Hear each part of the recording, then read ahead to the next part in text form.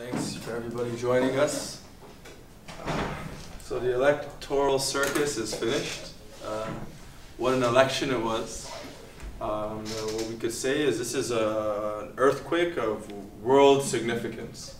Many people are talking about this being the United States' Brexit, but really what we could say is this is actually far more significant in terms of its impact on world politics, on the stability of the world economy, on world relations, etc. It was funny, after the elections, 2 nights ago, there was a lot of silence at first. A lot of people, even Hillary didn't make a speech, she couldn't be found. But one thing that didn't wait for the politicians to comment and such was the markets. Right away, within hours, we saw the stock market begin to collapse. The US dollar, the Mexican peso, we saw money moving to safe havens, into gold, into the Swiss franc. Even as far as East Asia, we saw the impact of the stock collapse with the results of the election. One British journalist, you can see that the British are a bit more insightful at this point. They had to deal with the Brexit, the surprise that was. And the British journalist, and I quote, says, "Once again we were wrong.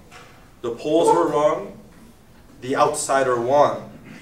And I think this really speaks to the kind of period we've entered. As Marxists, we've been saying this again and again, especially since 2008. We've entered a completely new period in world history and world politics, where political life is defined by sharp turns in the situation, sharp and sudden changes. Now, it's not to say that us at Fightback were saying, Trump was going to win. For certain, we weren't predicting that. But we're absolutely not surprised by the results of these elections. And I quote, we wrote an article just a week before the elections, and we said if Brexit can happen, Donald Trump can become president of the United States. What was fascinating was, the results were what, 3 in the morning they were announced, they called it for Trump. By 9 a.m., just 6 hours, youth entered the streets. In high schools and universities across the United States. You talk about a honeymoon period, 6 hours, and there was this mass revolt. And we'll talk about that a bit later, but in cities from New York, LA, Philly, Boston, Pittsburgh, Chicago, Phoenix, Minneapolis, San Francisco, and the list goes on, Oakland, big protest of the youth. What we can see is these are not normal times, and American politics has entered a completely new situation. I have a quote from the Financial Times to give a bit of a sense of what the strategists of capital are thinking. What you can see is they're very unnerved, very nervous about the situation. This article, this is from yesterday, and I quote, "The larger implications of Mr. Trump's election will take a while to sink in. Every pollster in the land misread the US public. By electing a man whom voters knew to be disrespectful of US constitutional niceties, America has dispatched the electoral equivalent of a suicide bomber to Washington. Mr. Trump's mandate is to blow up the system. His forecast of Brexit times 10 was an understatement. The UK may have cut itself adrift, but the consequences of its decision are largely parochial." So there you have it. It was funny, I was watching the results, and I probably shouldn't have stayed up that late. I was waiting to hear the speech, and it was just crazy watching American journalists, these professional journalists, just hysterical after the results, totally hysterical. Not just hysterical, but also quite elitist, if you saw the response, blaming workers for this, blaming women, blaming Latinos, how could women not vote for Hillary, blaming the working class for the results of these elections. And many of them were also a little shocked. You could see, they were even commenting openly. You could see some of them were just kind of like having this train of thought on the air, shocked by the results. And many of them were cognizant of the fact even that this was a rejection of themselves. The American public gave them a middle finger to the mainstream newspapers and the media. And so clearly what we can see is an anti-establishment reflection in these elections. Now obviously we're here today, we're here at the socialist meeting. I'm sure I don't have to convince anybody here about the reactionary role someone like Trump is going to play. I think many people, I think everyone here probably hates Trump and probably wants to talk about how we can fight Trump and the kind of politics that he represents, the poison he brings. But I think we have to start by analyzing the situation. There's the philosopher Spinoza, I have a quote from him, and he says, "We should neither weep nor laugh, but understand." And as Donald Trump put it, we need to figure out what the hell is going on. And so let's go and break down what happened in this election. This was Hillary Clinton's election to lose. You know, the entire, talking about the establishment, 72 newspapers in America, only one of them endorsed Donald Trump. This election shouldn't have been even close. The majority of the ruling class, the majority of the bourgeois came behind Hillary, but not just that, even trade union leaders, labor leaders, the representatives of these workers' organizations were endorsing Hillary Clinton. But beyond that, we had all the scandals of Trump, all his racism, sexism, all these recorded conversations of his. But what was the reason Clinton was giving? What was the real reason she was giving to the American public to vote for her? What she was saying is, "I'm not Trump." That was really her one point, her one kind of platform point that she kept pushing. And so what we've seen in this election and through the primaries is this was really a year of populism. Populism on the left and on the right. We saw this with Bernie Sanders, a very inspiring movement that developed around him, and this political revolution against the billionaires, the 1%, you know, and attempting to overcome all these divisions. But then we saw that Bernie Sanders capitulated and endorsed Hillary. And so on the left, that was out of the game. The road was clear for Hillary after that. That's what everyone had thought. But what we saw is actually, in this context of polarization to the left and right, Trump picked up. And really what it was is there was this enormous hatred among the public that Hillary represents everything we hate about the system. This is someone who's corrupt, is dishonest, lies. You know, this is someone who's super rich, has no understanding of our lives and our experiences. This is someone who's bought and paid for by Wall Street, and obviously all, you know, these Goldman Sachs speeches and the rest of them, $200,000 a speech, really showed that. And so what we have is a very peculiar situation in America where the candidate who didn't raise the most money, which won the elections, which is an exception to the rule. It's usually the candidate that has the most support of the billionaires who becomes the president. And for many Americans, now we know that actually in terms of the raw vote, Hillary actually got a few 100,000 votes more. But what we see is among huge section of the American public, this idea of "I'm not Trump, I'm the lesser evil." For many Americans, they're saying, well, Trump is not Clinton. You know, and even saw Trump, you could say, as a lesser evil in this context, and as a way to swing back against the establishment. I'll talk about that a bit more.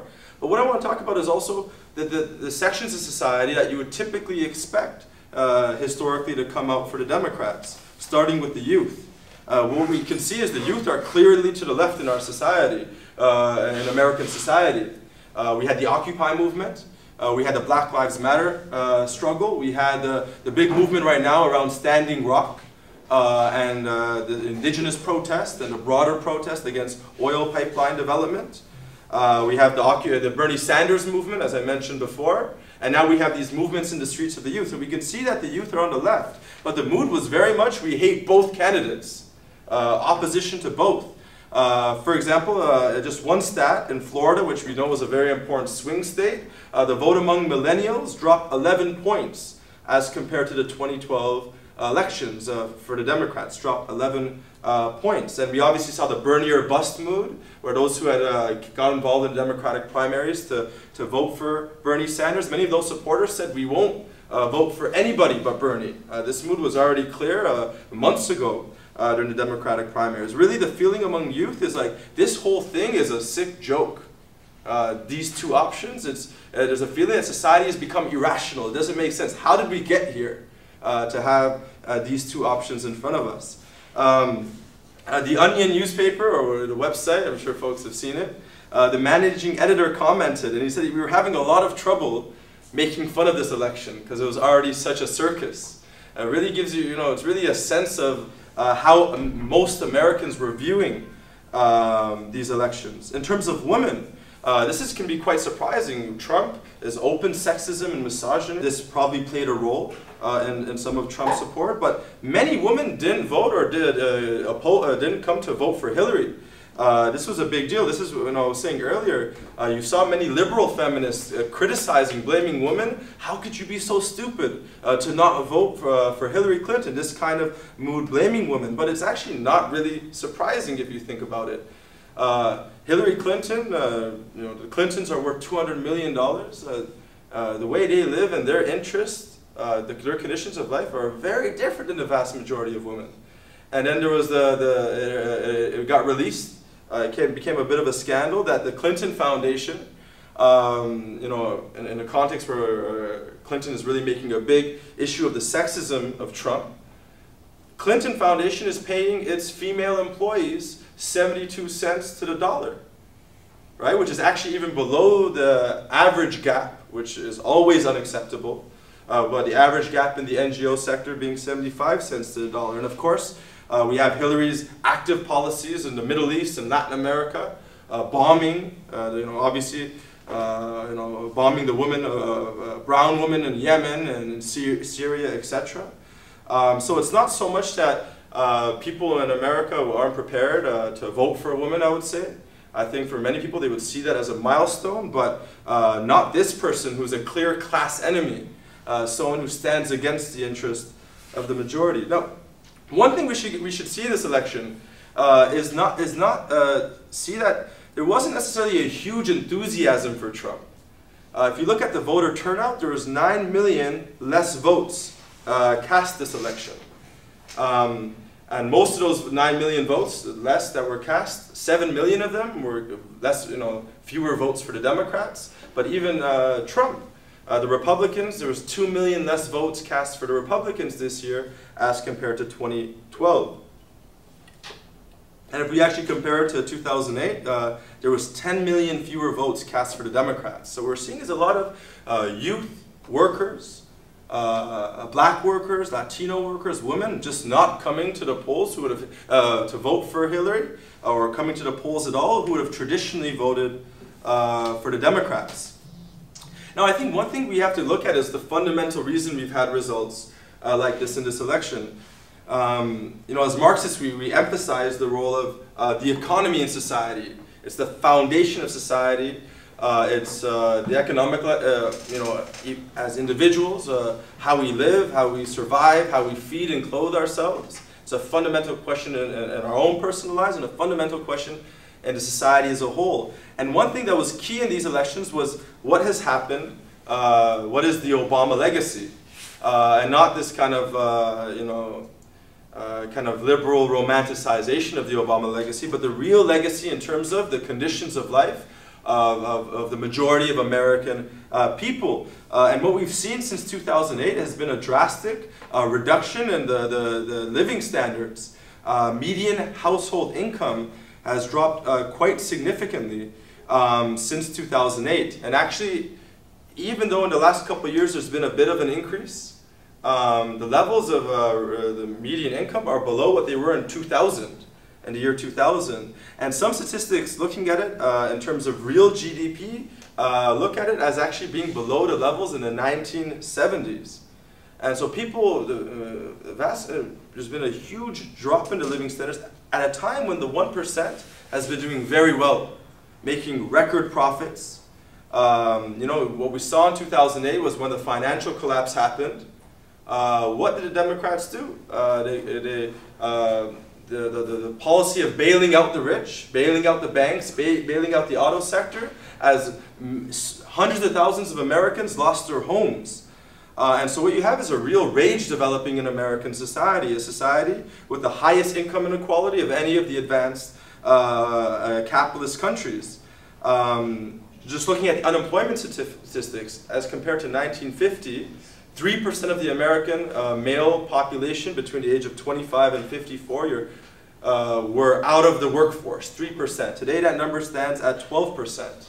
And women's participation in the workforce, which had been constantly increasing, has stagnated over the last 10 or more years. It can be even a little bit tough, us being in Canada, to fully get a sense of the impact on consciousness. Because in Canada, unlike in the States, after 2008, our real estate hasn't collapsed yet. This had a big impact on American society. But we should be careful. We see that the same dangers and warnings are being said about our own real estate market. But anyhow, I want to say, like, you can understand in this context how Trump's message could really resonate, especially in those regions that have been hit very hard by deindustrialization. We saw the Rust Belt states, a traditional base of support for the Democrats in places like Michigan and Wisconsin, Pennsylvania, swinging towards Trump. What you have is the negative impacts of globalization, of unemployment. These people have been devastated. And you could see, for many people in America, the American dream has become an American nightmare. And Trump was able to tap into that, presenting himself as an outsider, as rejecting the stagnation of during the Obama administration, the declining living standards, while the rich were doing were making obscene profits in this context. You know, presenting himself as an outsider. He was the first president who didn't hold public office before, or a military post. And this is what Trump was able to present himself in this economic context. Now, I think it's important that we don't view this so much as a defeat for the left. We could say it's a victory for the right, but it would be distorted to say that this was a defeat for the left. You know, when we talk about the Democrats, I think it would be wrong to characterize this party as a left-wing party. What we could say is there's two right-wing parties in America. The liberal right wing and the conservative right wing party, the Republicans and Democrats. The famous American writer Gore Vidal, he says, and I quote, "Our republic has one party, the property party, which has two right wings." And this was the situation in America where, you know, for people there was no real left alternative. The illusions that might have once existed in the Democratic Party from the Roosevelt era, from the Lyndon Johnson, from this period where there was some crumbs that the Democrats were able to give to the workers or to minorities, etc. That time is long gone. It was quite the contrary, as I just explained. And this explains the shattering of the illusions in the Democratic Party. But when we talk about left and right, let's actually concretize what do we mean by that. For us, the right wing represents that section of society that benefits from the setup in the capitalist society, that benefits from the exploitation and the oppression of the majority. And for us, left wing means that force, that living and progressive and healthy force, trying to take society out of a system in decline, trying to take out of a system in crisis, a capitalist system in crisis, the workers' movement, the movement of the youth, the revolutionary youth and students. In this election, there was no left alternative whatsoever, and I think this is a very important point for us to see. There was nothing on the table, and for many, you know, especially male, white workers, older workers, there was a feeling we won't accept the status quo. We need some kind of difference. So I want to talk a bit about Trump and the expectations he's raised, because you know, there could be a danger, you know, Trump has won the election and some people are getting very pessimistic. And I think we have to realize that Trump has built he has promised quite a lot to the American people. He's riled up expectations to very high levels. And the question will be, will he be able to deliver for these kind of hopes that he's riled up? You see, even in his victory speech, what was he talking about? We're going to build infrastructure, we're going to build bridges and roads, and we're going to bring industry back, we're going to provide employment. Those who've been pushed down, we're going to take care of you. You know, we're going to bring back, you can dream big again, we're going to bring back the American dream. This is the message that Donald Trump was putting forward, appealing to the underdogs, and you really got this mood among, you know, Trump sympathizers, like he says it as it is. But what we know is that Trump cannot, he's a billionaire who rest on the capitalist system. The capitalist system is in crisis.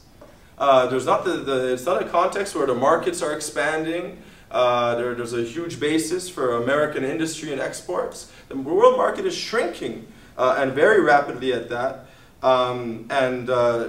Attempt to, say, raise up protectionist barriers to bring some industry back, I mean, would also result in job losses in other sectors that base themselves on export markets, because, you know, it's going to lead to very clearly a trade war and the raising up of tariffs on all sides. This attempt at, you know, with this victory speech is a total joke. He's a billionaire, and he's either going to stand for the billionaires or for the workers. He can't do both, and we know exactly what he's going to do. And these movements of the youth and of the workers, the youth right now, and what we should expect is further movements of the workers, strikes, etc., to develop.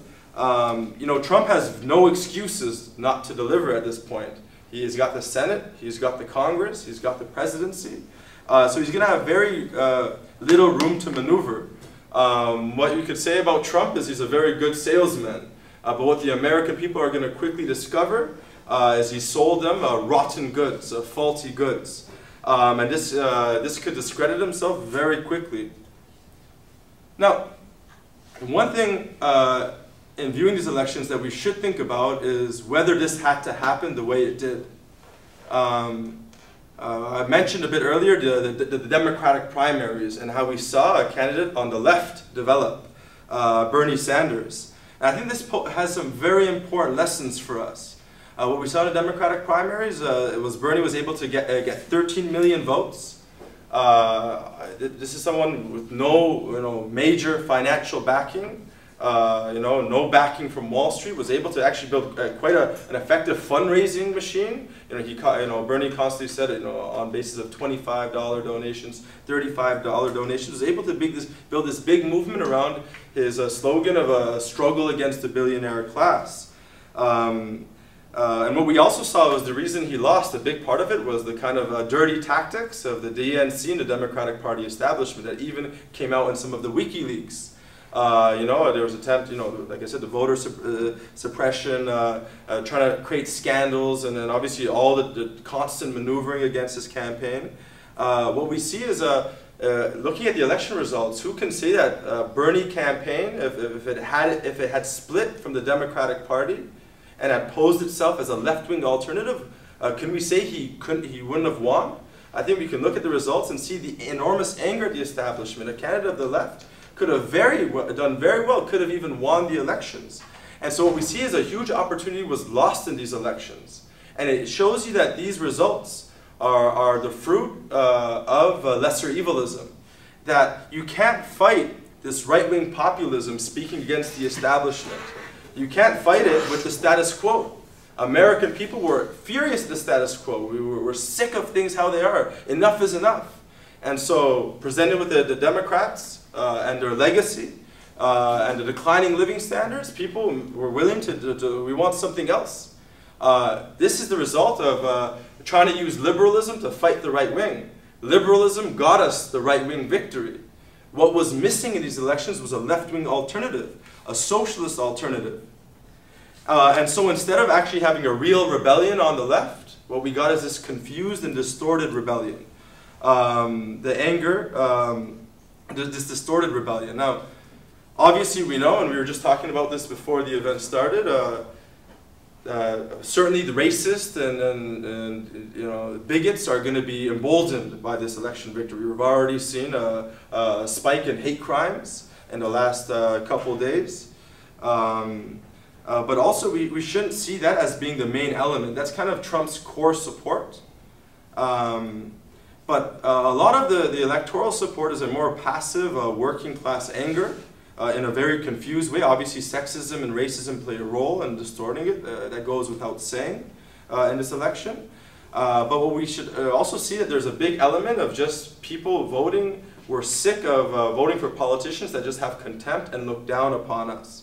And I have a quote from the Washington Post that speaks about this.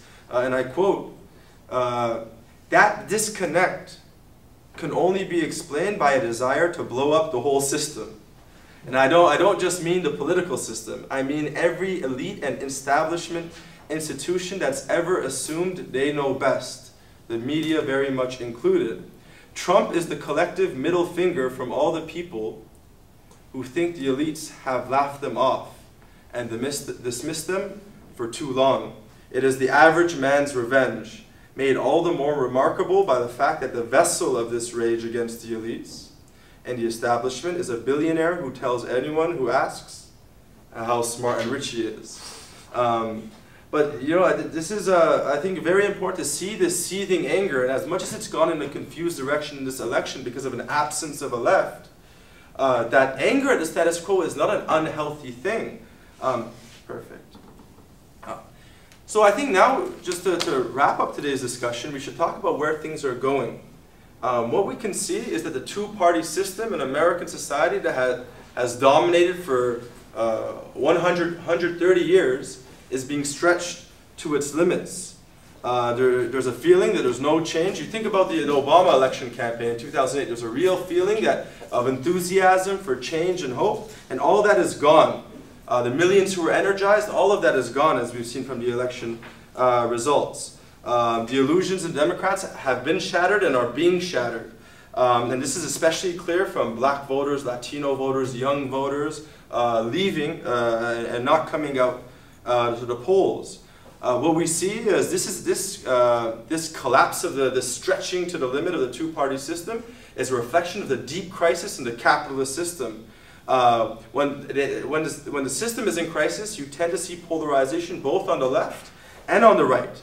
Sharp swings to the left and to the right, and we're seeing all of these things. People looking for a way out of the crisis, looking for a way out of their difficult circumstance and situation. And as we saw, because of an absence of a movement on the left, an option on the left, a real alternative, what we see is Trump was able to express that in a distorted way. But we know he's not going to be able to solve the problems, but he's unleashed social forces that will not be easy to control and that can quickly get out of his own hands. In this context, Bernie Sanders could have won, or a candidate a program speaking to the needs of the working class against the ruling class. And this is a very sharp lesson for those of us on the left, that this lesser evilism, the trade unions who came out and supported, said we should support Hillary, or left-wing activists, even even the Communist Party in the United States called for a vote for Hillary. Of Bernie Sanders himself and going this direction is a total discrediting of this lesser evil approach, and really shows us, and we see the results. We saw the results 2 nights ago. But despite this setback, the class struggle is far from finished. The movement of the left is far from finished, and as we've seen, it's already erupting into the streets. There's something we say in the Marxist movement often, that the whip of reaction, of counter-revolution, can drive the revolution forward. And already, even our own anecdotal experience in Hamilton and Waterloo, setting up the table, talking to people, is young people are enraged. A lot of young people are emailing Fightback. We just made a Facebook event yesterday for a McGill event on the same topic. And like hundreds are saying they're interested, etc. It might be our biggest event at the university. A lot of young people in particular are saying now is the time to get involved. We have to do something. Politics is knocking on our door. What we have is a new chapter is opened up for politics in North America. And there really is no going back. You know, there's this kind of like, you know, liberals or academics who cry or weep about it. They want to go back to the old stability that capitalism used to have. That's long gone. This is what capitalism today, in the era of crisis, of decline, this is what it has to deliver for us. And there's no going back on it. Like I said, the genie, you could say, is out of the bottle. It's not going back. And what we've seen in the last couple of days is the entire ruling class is actually united around Trump. As much as he wasn't a favorite, as much as the billionaires came behind Hillary as their favorite, that the election results are there, you know, they see that there's going to be struggle in the streets against Donald Trump, and they've kind of come together to recognize these results, you know, go back home, respect the results. But that isn't necessarily going to go, that's not necessarily going to go for a lot of young people. They're not prepared to wait 4 years to change things. It's a very healthy thing. We saw this in Britain after the Tories won the election. Within 24 hours, people set up Facebook events, people came into the streets. It's like, no, we're not waiting, we're not going to respect bourgeois legality and the law, these rules. We don't accept this president, we don't accept his policies, we don't accept the racism and sexism, and they're already moving into the streets. This anger against the 1% that has characterized the whole situation and the results of this election, that needs to be channeled, that needs to be organized. And really what the Trump victory, if anything, gives us a very clear warning of is the need to build a socialist alternative that instead of taking, as Trump has been able to do, taking the anger at the status quo and directing it against Mexican workers or black workers or women workers or immigrants, instead of trying to scapegoat sections of the working class with his right-wing populism that can actually unite the working class who all face common problems, have common issues, against our real oppressors, the ruling class, the 1%, who are carrying out these austerity, are responsible for the unemployment, and who are becoming, have rewarded themselves handsomely on the basis of this crisis. And I think the last thing I want to talk about, I've seen a little bit of this on Facebook. People were pointing out the fact that the Immigration Canada website had shut down. And there's a bit of some chatter like this that goes along the lines of, look at our American neighbors, look what a mess they have, good thing we're Canadians, we would never have a situation like that. I would warn, don't be so sure about that. Don't be so sure. What's happened south of the border is a warning for us here in Canada. Very similar problems are occurring in Canada and can deepen and worsen very quickly.